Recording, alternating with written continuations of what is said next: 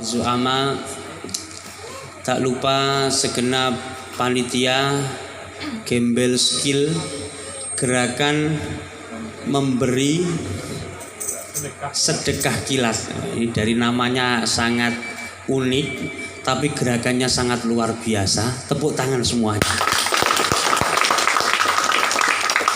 Ini gerakan yang sangat keren, sangat asik meskipun namanya menggelitik. Asik gitu kan. Tak lupa yang saya hormati segenap warga masyarakat kampung atau desa Kaving Flamboyan, Batu Aji, Kota Batam, yang bersama putra-putrinya alhamdulillah sudah meluangkan waktu untuk hadir pada majelis mulia pada malam hari ini. Para sahabatku semuanya, alhamdulillah pada malam hari ini saya diminta oleh panitia untuk hadir menyapa dan juga bersilaturahim dengan panjenengan semua, dengan bapak, adik-adik dan juga para sahabat yang ada di sini. Sudah 4 hari kemarin saya bersama sahabat saya Gus Muhammad Iqbal Rodi. Beliau adalah wakil direktur Ma'had Ali Pondok Pesantren As-Sunniyah Kencong Jember, diminta dan juga diutus oleh kiai saya namanya Kiai Haji Ahmad Sadid Jauhari untuk mendatangi pulau-pulau terdepan di Indonesia. Jadi jangan sampai menggunakan istilah pulau terluar. Kesannya gimana gitu. Jadi menggunakan istilah pulau terdepan di Indonesia. Ada 3 pulau yang total ada 4 pulau yang saya datangi di Kabupaten Kepulauan Anambas. Di mana di situ kiai kami meminta kepada para santrinya yang dari Kencong Jember untuk datang sekaligus juga mendirikan beberapa pondok pesantren di beberapa kepulauan ini. Jadi total di Kabupaten Kepulauan Anambas yang berbatasan dengan Natuna, di mana lautnya kalau dikembangkan lagi nanti berbatasan dengan laut Vietnam dan juga laut Malaysia, juga perairan Singapura. Itu total saya cek di Mbah Google, total ada kurang lebih 225 pulau. Dari sekian banyak pulau ada beberapa yang berpenghuni, penduduknya mayoritas muslim. Dan alhamdulillah oleh kiai saya, para santrinya ini diutus ke sana untuk mendirikan pondok pesantren. Dengan keterbatasan dana, keterbatasan tenaga, keterbatasan berbagai macam hal, alhamdulillah pondok pesantren yang diinisiasi, yang didirikan oleh para santri pondok pesantren As-Sunniyah ini bisa berkembang. Makanya dari itu para sahabatku semuanya, saya meminta kepada panjenengan semua, mari kita membacakan suratul Fatihah agar dakwah yang dilakukan oleh para sahabat kami di beberapa pesantren di sana, antara lain Pondok Pesantren As-Sunniyah yang ada di Pulau Palmata, Kabupaten Anambas, juga di Pondok Pesantren Khairul Ummah di Kecamatan atau di Kepulauan Tarempa, juga rumah tahfidz yang ada di Pulau Mubur, dan juga ada Pulau Air Asuh ya, pondok pesantren saya lupa namanya. Saya mohon keikhlasan panjenengan semua, keikhlasan anda semua yang hadir di sini, karena di antara salah satu doa yang gampang diijabahi, yang gampang dikabulkan oleh Allah, itu adalah doa para ahli sedekah seperti bapak-bapak dan mas-mas semuanya. Ala hadiniyah wa ala kulli niyatin shalihah. Al-Fatihah. Bismillahirrahmanirrahim. Alhamdulillahirabbil alamin arrahmanir rahim maliki yaumiddin. Iyyaka na'budu wa iyyaka nasta'in ihdinas siratal mustaqim siratal ladzina an'amta 'alaihim ghairil maghdubi 'alaihim waladdallin. Amin amin ya rabbal alamin. Terima kasih atas bacaan suratul Fatihahnya. Insyaallah akan membawa manfaat dan juga keberkahan bagi dakwah dan kiprah para sahabat kami yang ada di beberapa kepulauan ini. Yang kedua yang ingin saya sampaikan, tadi saya mendengar dari Mas Nasrullah dan juga Mas apa tadi? Pak Anam atau siapa? Pak Khairul Anam ya, juga Pak apa jenengan dulu lupa saya namanya. Pak Icong ya kan. Ini gerakan yang sangat masif, sangat luar biasa, karena selain juga bergerak secara masif di dalam kebaikan dengan menyantuni, memberikan bantuan kepada para du'afa. Mas-mas ini, bapak-bapak dan ibu-ibu ini juga seringkali bersinergi untuk melakukan gerakan-gerakan amal yang lain. Saya mengharapkan entah suatu ketika, kapan, di lain waktu, Gembel Skill ini bisa bekerja sama, menyewa satu perahu atau bagaimana untuk mengunjungi silaturahim dengan adik-adik yang ada di pesantren yang telah dirintis oleh sahabat-sahabat kami. Saya yakin mereka para santri yang berasal dari kepulauan-kepulauan ini sangat bangga manakala para pemuda kreatif, inovatif seperti Anda ini mengunjungi dan juga berbagi kebahagiaan dengan mereka.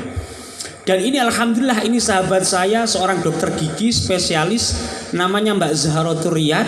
Ini aslinya dari Lumajang, sekarang tinggal di mana tadi? Lupa saya alamatnya. Di Dutamas.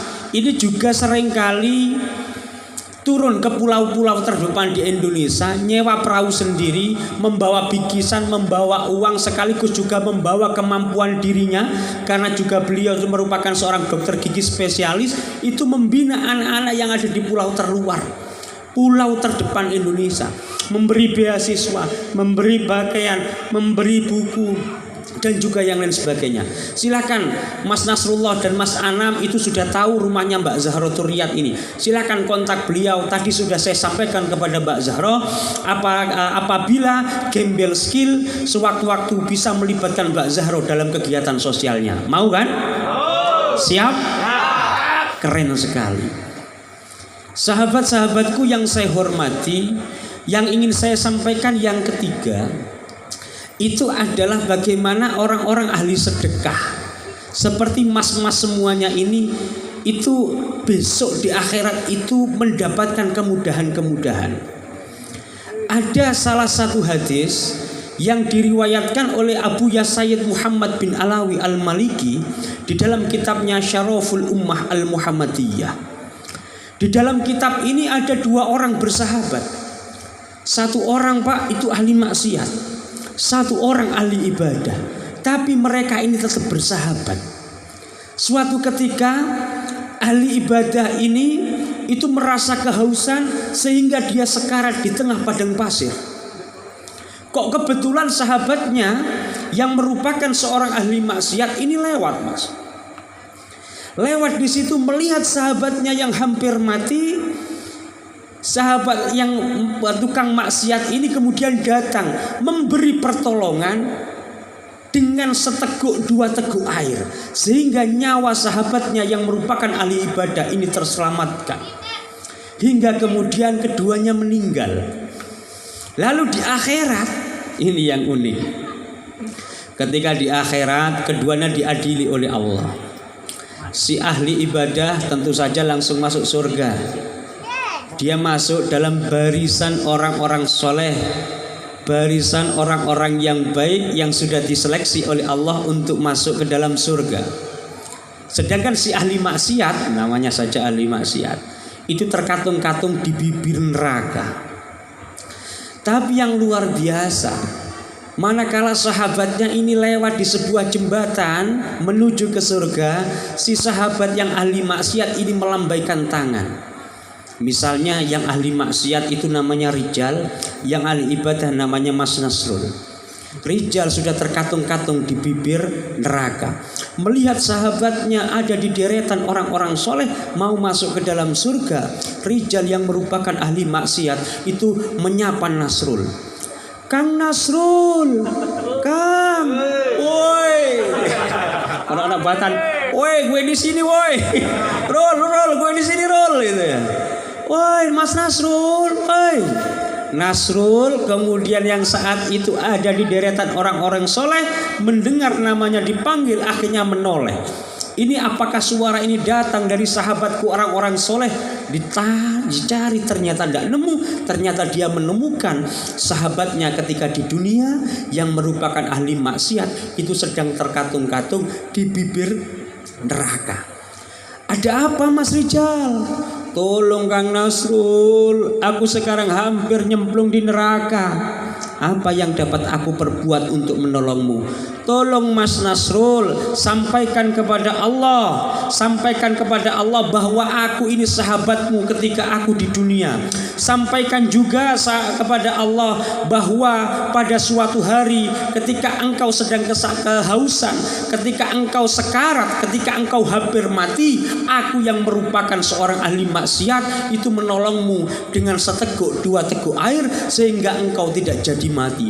Tolong sampaikan kepada Allah bahwa amal ibadahku sedikit dan mungkin itu satu-satunya amalan yang dapat menolongku tercabut dari neraka dan ikut di dalam rombongan orang-orang soleh bersamamu. Tolong Mas Nasrul sampaikan kepada Allah. Akhirnya Mas Nasrul itu masuk ke dalam surga. Lalu di situ Mas Nasrul bercerita kepada Allah, wahai Tuhan, duhai Zat yang Maha Pengasih, Ar-Rahman dan Ar-Rahim. Kalau Ar-Rahman itu menunjukkan sifat welas kasih-Mu wahai Allah ketika di dunia, sifat welas asih kepada semua makhluk, sifat welas asih kepada orang yang beriman dan tidak beriman. Maka pada saat ini wahai Allah, tunjukkan sifat Rahim-Mu. Sifat Rahim adalah sifat welas kasih Allah kepada orang-orang mukmin. Wahai Allah, aku telah Engkau persaksikan bahwa aku saat ini masuk ke dalam surgamu, tapi aku memiliki satu permintaan wahai Allah, Ar-Rahman Ar-Rahim. Allah kemudian bertanya, apa yang engkau inginkan? Berceritalah Mas Nasrul itu kepada Allah, wahai Allah, aku punya seorang sahabat di dunia. Dia ahli maksiat tapi baik. Pernah pada sewaktu-waktu aku hampir mati wahai Allah, tapi ditolong oleh Mas Rijal. Mas Rijal memang amal ibadahnya tidak ada, sangat sedikit sekali, maksiatnya full. Tapi karena dia memiliki kebaikan, ya Allah telah menolong aku meskipun dengan seteguk dua teguk air. Saksikan wahai Allah kalau dia adalah orang-orang baik, orang-orang ahli sedekah. Maka dengan keagungan-Mu wahai Zat yang menciptakan Nur Muhammad, demi kemuliaan-Mu wahai Al-Aziz, tolong Engkau keluarkan Mas Rijal dari neraka ini. Keluarkan Mas Rijal dari neraka dan pertemukan dengan aku di surga, karena dia adalah orang baik meskipun di dunia dia adalah seorang ahli maksiat. Maka kemudian Allah dengan keagungannya, dengan kemahakuasaannya, dengan sifat Ar-Rahimnya, maka kemudian Allah memerintahkan kepada malaikat penjaga neraka untuk mengeluarkan Rijal dari neraka dan kemudian menjajarkannya di samping Mas Nasrul masuk bersama-sama di dalam surga. Allahumma sholli wa sallim ala Sayyidina Muhammad. Betapa luar biasanya pahala orang-orang yang bersedekah. Jadi kalau seandainya panjenengan semua sekarang sudah beberapa bulan ini bersedekah, walaupun 1.000, 2.000, 3.000, yang penting itu ikhlas. Apalagi sedekah 500.000, lebih baik lagi ikhlas lagi, ya enggak? Iya. Dan di mata Allah, sedekah yang dilakukan secara istiqomah walaupun itu sedikit, itu lebih dicintai olehnya daripada sedekah bleng satu kali dan tidak dilakukan seterusnya. Jadi tidak apa-apa. Andai kata di antara sahabat-sahabatku yang ada di sini pekerjaan sehari-hari misalnya jaga toko, pekerjaan sehari-hari pemulung, pekerjaan sehari-hari jaga parkir, sopir gojek dan lain sebagainya. Tapi setiap hari dia menyisihkan uang 5.000 diserahkan kepada Mas Nasrul, diserahkan kepada Mas Anam, keesokan lagi habis kerja 5.000 lagi, terus itu pahalanya itu lebih banyak dan itu yang disukai oleh Allah akibat keistiqomahannya dibanding sedekah 100.000 kali 100.000 atau 500.000 atau 1 juta bleng tapi 5 tahun lagi nggak pernah melakukannya. Nah gitu ya. Jadi teruskan amal kebaikan teruskan inovasi yang panjenengan lakukan, tularkan inspirasi yang telah panjenengan perbuat selama ini. Siap ya? Nah, ini keren-keren semua. Sahabatku yang dimuliakan oleh Allah, tadi sudah saya ceritakan bagaimana keistimewaan sedekah ini. Ada lagi sebuah cerita. Sebelum nanti mungkin saya akan cerita mengenai kronologi perang 10 November atau latar belakang kenapa harus ada santri. Zaman dulu itu ada seorang yang pekerjaannya itu memintal benang. Pekerjaannya disebut sebagai al-ghazal, ya, memintal benang. Mungkin sekarang bisa disebut, kalau sekarang pemintal benang sudah digantikan oleh pabrik. Kalau sekarang tinggal jahit saja. Itu seseorang namanya Pak Muhammad. Pak Muhammad ini adalah orang biasa. Orang biasa, orang awam. Dia punya nama, punya anak. Yang pertama namanya Muhammad, yang kedua anaknya namanya Ahmad. Dia bukan orang soleh, dia bukan orang kaya, dia juga bukan orang yang berilmu. Akan tetapi ada satu perbuatan yang senantiasa istiqomah dia lakukan, ya, dua perbuatan ya. Yang pertama ini yang paling penting. Pak Muhammad yang merupakan orang awam ini senantiasa mengajak anaknya untuk mencintai orang alim dan orang soleh. Jadi yang dilakukan oleh Pak Muhammad terhadap dua anaknya, namanya Muhammad dan adiknya Ahmad, itu ketika ada majelis taklim itu diajak mendengarkan mauidhah, mendengarkan pengajian ulama. Keesokan hari dia mendengar, oh di masjid sini kedatangan seorang syekh. Diajaklah dua orang anak kecil ini untuk mendengarkan. Kemudian apa? Diminta mencium tangan para ulama ini, sekaligus diminta untuk mencium ubun-ubun, sekaligus mendoakan anak dua orang anaknya.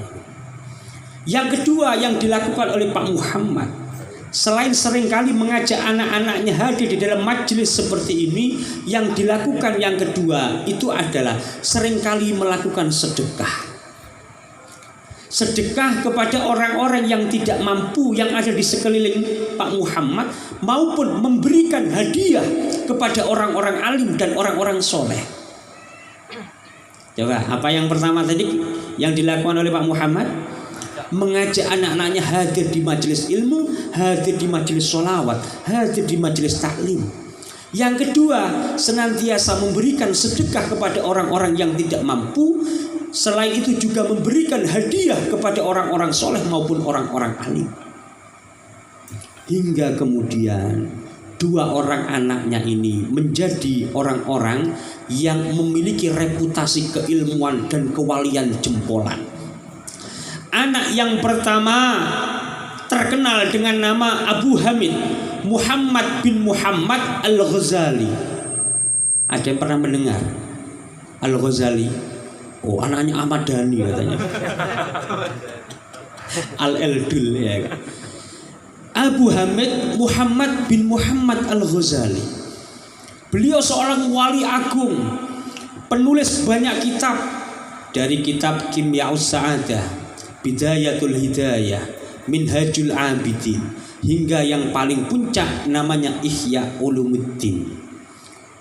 Ini kitab tasawuf, kitab tazkiyatun nafs, kitab untuk melembutkan jiwa dan membersihkan hati sekaligus memuliakan perilaku. Silahkan nanti bisa ngaji kitab Ihya kepada Mas Nasrullah ini. Nah, anak yang kedua namanya Ahmad bin Muhammad Al-Ghazali. Ini juga seorang wali, ya, waliullah, bukan wali murid. Apalagi wali siswa, atau walimatul urus, atau bahkan walimatul khitan. Bukan, wali beneran. Kenapa kemudian dua orang anak ini menjadi ulama sekaligus juga menjadi wali? Lantaran ayahnya. Ayahnya hanya orang biasa, tapi karena ayahnya mencintai orang soleh, maka Allah kemudian menggelar karpet merah kepada anaknya juga untuk menjadi orang soleh. Ayahnya suka bersedekah kepada orang-orang yang tidak mampu. kepada para du'afa, sekaligus memberikan hadiah kepada para ulama. Maka Allah kemudian memberikan balasan kemudian bagi anaknya untuk menempuh jalan ilmu dan jalan ruhani. Makanya mas-mas semuanya, ini yang paling enak, amalan yang enteng, yang seringkali kita praktekkan tapi memiliki pahala besar, yaitu amaliyah traktir mentraktir. Bukan traktor mentraktor. Jadi saya tadi ditraktir sama Mas Nasrullah, traktir 1 gelas kopi. Nanti kalaupun di akhirat di antara saya dan Mas Nasrullah itu salah satu kecemplung di neraka, satunya di surga, jangan lupa kita saling mengabari. Bisa lewat chat WA, bisa nitip salam melalui malaikat Malik atau kepada malaikat Ridwan, ya kan? Makanya yang paling enak, ibadah yang mudah dilakukan itu adalah ibadah sedekah. Bahkan senyum pun bernilai sedekah. Makanya ketika tadi sampai Jumatan, sampai nggak punya uang untuk sampai cemplungkan ke dalam kotak amal, silakan sampai ketika kotak amal lewat, sampai cukup tersenyum. Kenapa? Kok tersenyum-senyum di hadapan kotak amal? Senyum adalah sedekah. Nah, tersenyum di depan kotak amal berarti bersedekah. Ya kan? Allahumma sholli wa sallim ala sayyidina Muhammad. Jadi ini salah satu hal yang paling utama, bagaimana kemuliaan sedekah. Rasulullah Muhammad SAW sudah menjamin apabila harta yang disedekahkan, harta yang berkurang akibat kita lakukan sedekah maupun memberikan hadiah kepada orang lain, dijamin oleh Rasulullah Muhammad SAW pada hakikatnya tidak pernah berkurang, melainkan bertambah. Di dalam salah satu hadisnya dikutip oleh Imam At-Tirmidzi, kalimatnya bagaimana? Bal yazdad,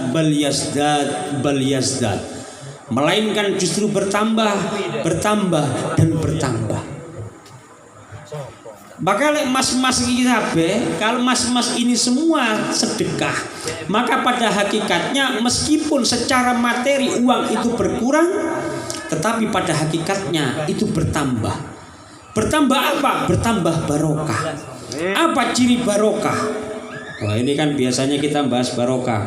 Buka warung barokah. Bengkel barokah. Dodol pulsa barokah. Gelar togel barokah. Ojo, gak oleh. Ya. Dodol pakan kucing barokah. Ya kan. Dodol alat apa jenenge penjebak tikus jenenge alat barokah. Wis gak masalah. Yang penting itu barokah. Apa sih yang maksud makna barokah itu? Imam Al-Ghazali memaknai barokah itu ziyadatul khair, Mas. Tambahnya kebaikan. Loh, maksudnya bagaimana cari jel yang namanya bertambahnya kebaikan itu? Jadi kalau harta kita itu berbarokah, di antara salah satu tandanya itu adalah kita ringan tangan, kita gampang bersedekah, kita gampang berbagi. Jadi insya Allah mas-masku semuanya yang ada di sini, para aktivis gembel skill yang ada di sini, itu adalah insya Allah hartanya barokah. Karena nyah cak nyelu duit, cak apalagi pinjam uang, cak aku nggak punya rokok, cak aku nggak punya rinso buat ini, aku nggak punya beras, aku nggak punya istri. Iya, masih jomblo, nggak apa ya kan? Jomblo sering bersedekah itu lebih mulia dibandingkan dengan seorang suami tapi pelit. Nah, ini yang tepuk tangannya paling kenceng ini Gus, ini jomblo. Nah, sudah kelihatan.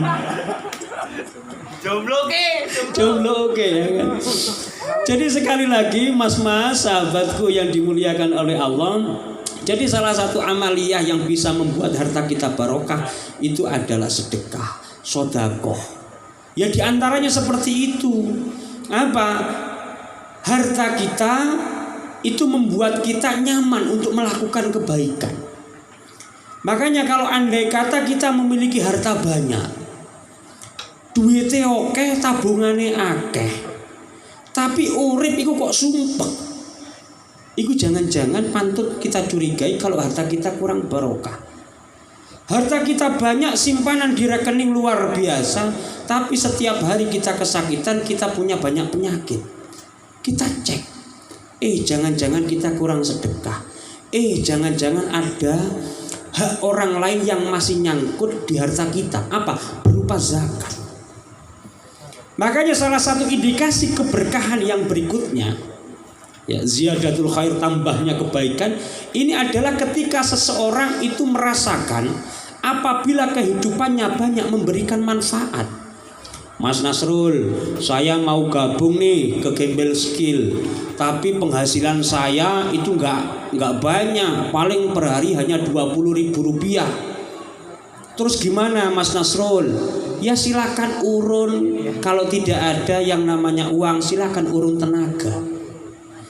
Mas Nasrul, saya itu nggak punya kemampuan ngasih nominal yang banyak, punya kemampuan apa? Mijet. Gak apa-apa. Habis melakukan sedekah bersama-sama, karena nggak punya uang untuk membantu, silakan pijiti teman-teman yang capek. Siap? Nanti silakan dipraktekkan. Pak Icong mijeti aku kok. Setuju ya? Setuju. Cak Nasrul, saya itu ingin ikut gerakan Gembel Skill, tapi saya nggak punya kemampuan di bidang pendanaan. Sepeda motor juga nggak punya. Kalaupun biasanya pinjem seringkali nggak ngisi bensin. Terus punya kemampuan apa? Saya adalah warga persaudaraan setia hati Trate. Siap. Apa yang engkau inginkan ketika engkau membantu Gembel Skill? Saya ingin membantu dalam soal keamanan. Wah, pengamanan. Atau saya ingin bantu kepanitiaan bidang logistik. Tugasnya apa? Ngabisin logistik. Tidak apa-apa itu, ya kan?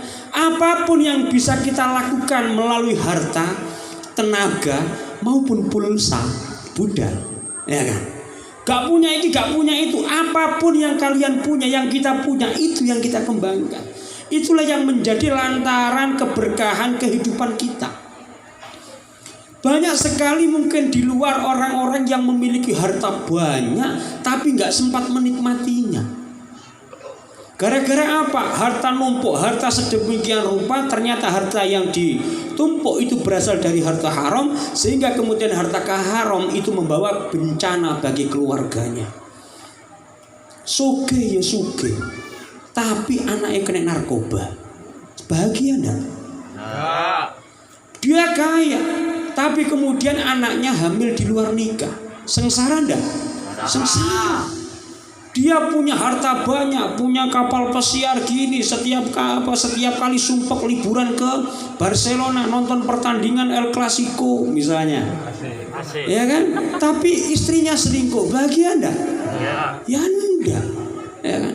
Makanya yang paling penting itu adalah kita menjalani hidup ini tujuannya apa? Mencari barokah.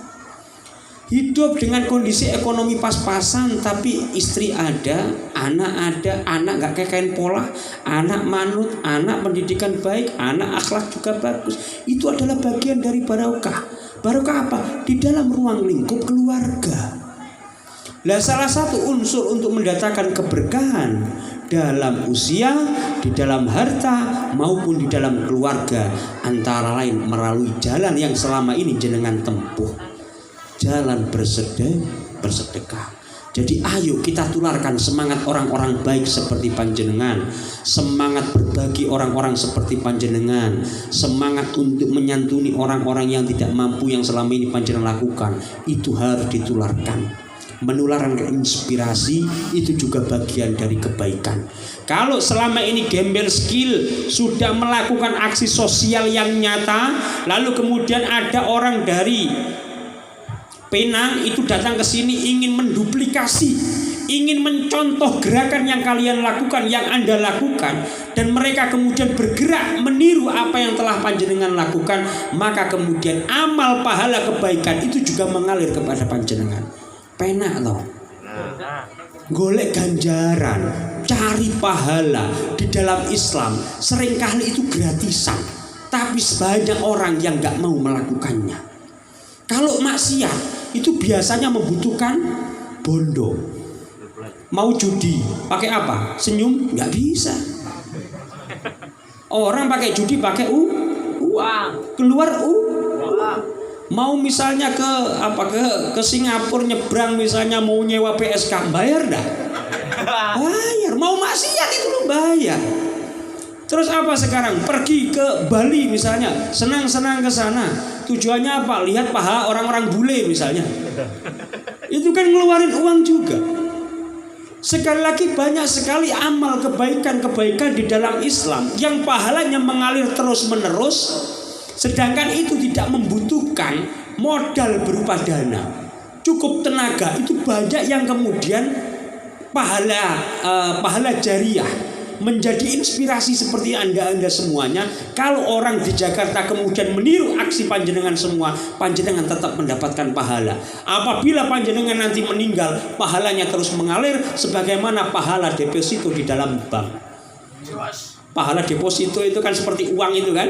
Uang kalau misalnya kita nyimpen di bank, kita nyimpen uang 1 miliar, maka per bulan depositonya terus mengalir. Sama, pahala jariah juga seperti itu. Maka pertahankan gerakan gembel skill, tularkan aksi nyata ini, tularkan semangat berbagi ini, sehingga orang-orang lain mampu menduplikasi, mencontoh, meniru yang apa yang telah panjenengan perbuat. Maka ketika siapa namanya ini mas, siapa? Bukan ini, Ojo Paicol torek. Siapa ini? Mas Imam. Andai kata Mas Imam kemudian terus seperti ini, terus kemudian maaf, Mas Imam meninggal, tetapi orang-orang yang lain terinspirasi oleh gerakan yang dilakukan oleh Mas Imam, maka kemudian pahala terus mengalir meskipun Mas Imam sudah berkalang tanah. Jadi cari pahala dalam Islam itu enteng. Cari pahala dalam Islam itu penak. Dan seringkali malah yang sebaliknya, yang maksiat itu membutuhkan dana yang banyak. Iya enggak? Iya. Banyak sekali contoh-contoh kecil selain sedekah yang bisa kita lakukan. Sedekah tadi kepada manusia. Lah sekarang sedekah kepada non manusia. Dalam salah satu hadisnya Rasulullah Muhammad SAW menjelaskan, apabila ada sebuah amal mulia yang seringkali pahalanya tanpa sadar terus mengalir dan terus diunduh walaupun seseorang itu sudah meninggal. Selain hadis amal jariah itu ada hadis lain, yaitu apa? Menanam pohon. Ketika seseorang itu menanam pohon atau menanam buah, lalu kemudian pohon ini berbuah, lalu ada makhluknya Allah itu yang merasakan manfaat terhadap buahnya tersebut, mbok dijupuk karo uang setelah izin, atau kemudian ada codot, ada kampret. Loh, kenapa saya ngomong kampret kok ketawa ini ya? Kampretos mama mia lezatos domestos nomos. Codot das ireng ya cari Mas Pendekar ini. Andai kata Mas Imam sekarang itu menanam pohon mangga, 2 tahun berikutnya itu ada buah yang hampir matang, lalu pada suatu subuh ada kampret mendarat dan kemudian memeluk mangga yang setengah matang, kemudian melahapnya, maka Mas Imam itu mendapatkan pahala, manakala kampret itu cerek cerok mangan buah. Mas Nasrul menanam yang namanya pohon pepaya, manakala pepayanya itu berbuah setengah matang, tiba-tiba pada suatu pagi menjelang subuh ada kampret ndas ireng. Ya kan, kampret das ireng yang sudah mengincar sejak lama lalu kemudian mengunduh, sedangkan sejak awal Mas Nasrul mengikhlaskan siapa saja yang dapat mengambil manfaat dari pohon pepaya, buahnya silahkan diambil oleh siapapun. Nah, Mas Nasrul hatinya ikhlas, maka Mas Nasrul mendapatkan pahala terhadap buah yang telah dia tanam dan makhluk hidup yang sudah menikmati buahnya. Jadi cari pahala di dalam Islam itu enak, banyak lagi dan sebagainya. Sahabatku yang saya hormati, kecepatan buatan ini, kecepatan enggak ini? Pas. Ini masuk pada materi. Tadi itu masih mukaddimah saja. Mukaddimah. Ini saya salut kepada gerakan yang Anda lakukan ini. Bagaimana sebuah komunitas bergerak dalam kebaikan, kompak, solidaritasnya kuat, juga soliter. Itu luar biasa. Sekali lagi ini aksi-aksi semacam ini perlu di blow up. Pak Rizal, kalau kita bikin kebaikan ya, terus apa boleh seandainya kebaikan yang kita lakukan melalui komunitas ini kemudian ketika kita memberikan bingkisan kepada tetangga yang tidak mampu, baik kepada janda tua maupun janda muda, perlu nggak kemudian kita foto kemudian kita upload? Perlu. Apa nggak riak urusan lain. Upload itu adalah upload di Facebook, upload di media sosial, itu adalah bentuk pertanggungjawaban publik. Yang kedua, upload di media sosial itu bisa menggerakkan orang lain untuk mengikuti aksi panjenengan yang mulia. Gak riak itu adalah urusan hati kita dengan Allah. Tapi kalau publikasi semacam ini, itu adalah urusan kita dengan masyarakat terkait transparansi penerimaan dana yang kita terima. Paham ya? Harus diupload. Apa nggak malu diupload? Harus diupload. Kenapa? Orang lain di Facebook melakukan maksiat itu diupload. Apalagi ketika kita melakukan kebaikan. Jangan kalah dengan orang yang melakukan maksiat dan dia bangga mempertontonkan maksiatnya, menguploadnya di media sosial. Kalau orang lain yang melakukan maksiat bangga mengupload video maksiatnya, mengupload foto-foto maksiatnya di media sosial, apalagi orang yang telah berbuat kebaikan seperti Anda semua. Allahu Akbar. Takbir. Takbir. Singkir jawab takjil. Pendekar ya. Oh, pendekar ya kan. Allahu Akbar. Kini jawab sami Allahu liman hamidah. Ahli sujud. Takbir. Sing kene takmir. Ya ini kan. Allahumma sholli wa sallim ala sayyidina Muhammad. Ayo upload biar orang lain terinspirasi dari gerakan nyata panjenengan semua. Ayo share di media sosial, tulis di media sosial sebagai bentuk pertanggungjawaban publik, sebagai bentuk transparansi, sekaligus juga niat untuk menggerakkan orang lain agar mengikuti aksi nyata, aksi sosial yang panjenengan lakukan. Karena saya yakin yang jenengan santuni itu adalah memang benar-benar orang yang tidak mampu, orang-orang yang membutuhkan. Ya. Demikian pula orang yang menitipkan dana kepada panjenengan semua, mungkin sebagian orang kaya, orang mampu, tapi sebagian mungkin orang tidak mampu tapi memiliki kebaikan untuk memberi, untuk berbagi. Makanya ketika Rasulullah Muhammad SAW melihat dua orang sahabatnya, yang satu orang kaya sedekah 100 dinar, yang kedua Rasulullah melihat sahabatnya yang bersedekah 1 dirham. Dinar itu mata uang emas, dirham mata uang perak. Dari sini sudah terlihat yang lebih berkualitas secara nominal itu mata uang di dinar. Tetapi pada saat itu manakala Rasulullah melihat seorang sahabatnya bersedekah 100 dinar, sedangkan sahabatnya yang lain itu bersedekah 1 dirham, Rasulullah tersenyum melihat keduanya. Tapi kemudian Rasulullah menilai, apabila ternyata di hadapan Allah nilai sedekah 1 dirham yang dilakukan sahabat ini lebih mulia dibandingkan dengan 100 dinar yang disedekahkan oleh sahabat yang lain. Kaget para sahabat. Loh, kok bisa wahai Rasulullah? Yang satu kan 1 dirham, yang lain itu 100 dinar.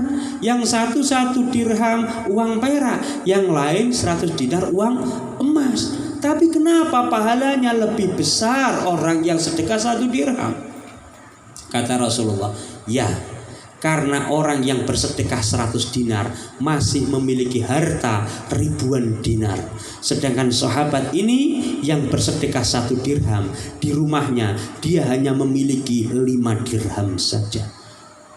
Jadi yang dinilai itu bukan nominal, tapi bagaimana menyisihkan bagian dari harta kita untuk kepentingan orang lain. Mas-masku, sahabat-sahabatku, bapak-bapak, ibu-ibu yang saya hormati, yang selama ini berbagi kebaikan. Sekarang kita menginjak pada materi yang kedua. Saya mungkin lebih banyak pada dongeng lagi. Jos. Ini adalah peringatan Hari Santri. Kenapa baru sekarang atau 5 tahun terakhir Hari Santri diperingati? Dan kenapa tanggal 22 Oktober ini diperingati sebagai Hari Santri? Karena pada tanggal 22 Oktober tahun 1945 itu ada sebuah keputusan penting yang disepakati oleh para ulama se-Jawa dan se-Madura.